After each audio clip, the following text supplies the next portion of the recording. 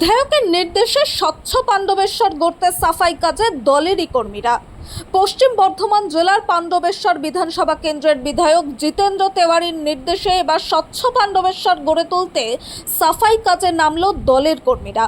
রবিবার পাণ্ডবেশ্বর বিধানসভা কেন্দ্রের কেন্দ্রা অঞ্চলের বিভিন্ন এলাকায় স্কুল থেকে শুরু করে মন্দির এমনকি রাস্তাঘাটে জমে থাকা ময়লা সাফাই করতে ঝাঁটা ঝুড়ি সহ আরও নানান সরঞ্জাম হাতে রাস্তায় নামতে দেখা যায় ভারতীয় জনতা পার্টির পুরুষ ও মহিলা কর্মী এবং এলাকার সাধারণ মানুষজনদের। তবে শুধু কেন্দ্রা অঞ্চল নয়, নবনির্বাচিত বিধায়কের নির্দেশে পুরো পাণ্ডবেশ্বর বিধানসভা জুড়েই চলছে একই কর্মসূচি। এই প্রসঙ্গে এদিন বিজেপি নেতা তথা পাণ্ডবেশ্বর মণ্ডল 3-এর ভাইস প্রেসিডেন্ট মিঠুন রুইদাস ও এক স্থানীয় বাসিন্দা বিলাসী রুইদাস জানান, দীর্ঘদিন ধরে এলাকার নিকাশি নালা থেকে শুরু করে স্কুল এবং মন্দির সংলগ্ন এলাকা জঞ্জালে পরিপূর্ণ ছিল।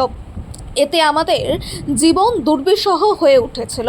তৃণমূল সরকার সেই নোংরা সাফাই করতে কোনো উদ্যোগ নেয়নি।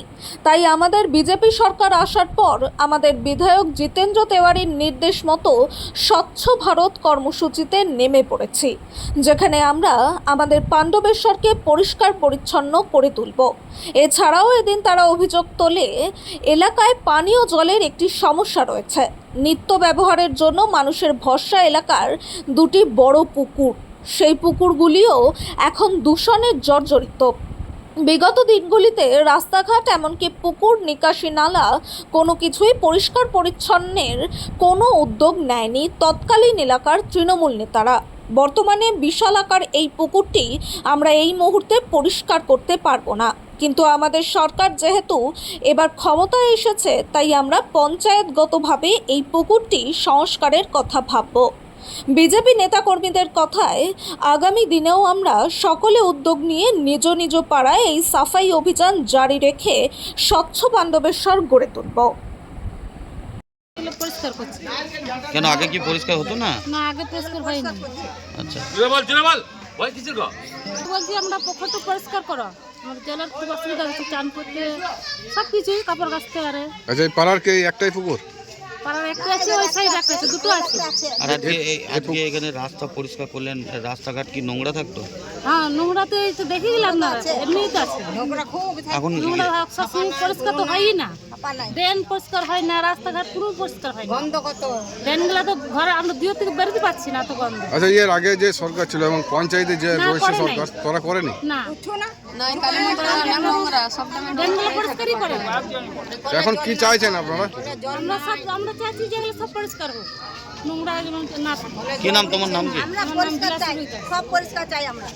বিধায়ক বলেছিল যে স্বচ্ছ ভারত অভিযান করতে বলেছিল, মানে পাড়াতে নোংরা অভিযান, মানে এত নোংরা ছুঁয়ে করে রেখেছে টিএমসি নেতারা। এখানে আমরা সবাই মিলে এই পাড়াতে 21 নম্বর বুথে আমরা এই মন্দির, স্কুল, রাস্তাঘাট আমরা সব পরিষ্কার পরিচ্ছন্ন করছি। আগামী দিনে এগুলো করবেন? আগামী দিনে প্রতি মাসেই আমরা করবো। কোথায় নোংরা দেখতে পাবো সেখানে আমরা পরিষ্কার করবো। আমাদের বিজেপি কর্মী সবাই আমরা মানে পাড়াকে ভাড়াতে চাই, নোংরা রাখতে চাই না আমার পাড়াকে আমরা, ঠিক আছে? হ্যাঁ, এখানে তখন কিছুদিন আগে মানে 15 বছর টিএমসি রাজ করেছে, পুকুর একটা আছে আমাদের এখানে। এই পুকুরে কি অবস্থা হয়ে যাচ্ছে, পুকুরে কেউ চান করতে পারে না, ঠিক আছে? মানে মাছ তো মরে যাচ্ছে, পুকুরে এমন অবস্থা হয়ে যাচ্ছে, পুকুরটাতে গেছে মানে কেউ নামতে পারছে না কোনো মেয়ে ছেলে। আজকে কি পুকুরগুলো পরিষ্কার করবেন? না, পুকুর তো আমরা পারবো না। আমাদের সরকারে এসছে, আমাদের পঞ্চায়েতে মেম্বার হবে অবশ্যই, তখনই আমরা গ্রামবাসীকে বলেছি যে তখনই পরিষ্কার হবে। এখন যেটুকু আমরা পারবো মানে সবাই মিলে হেল্প করে আমরা পাড়া পরিষ্কার।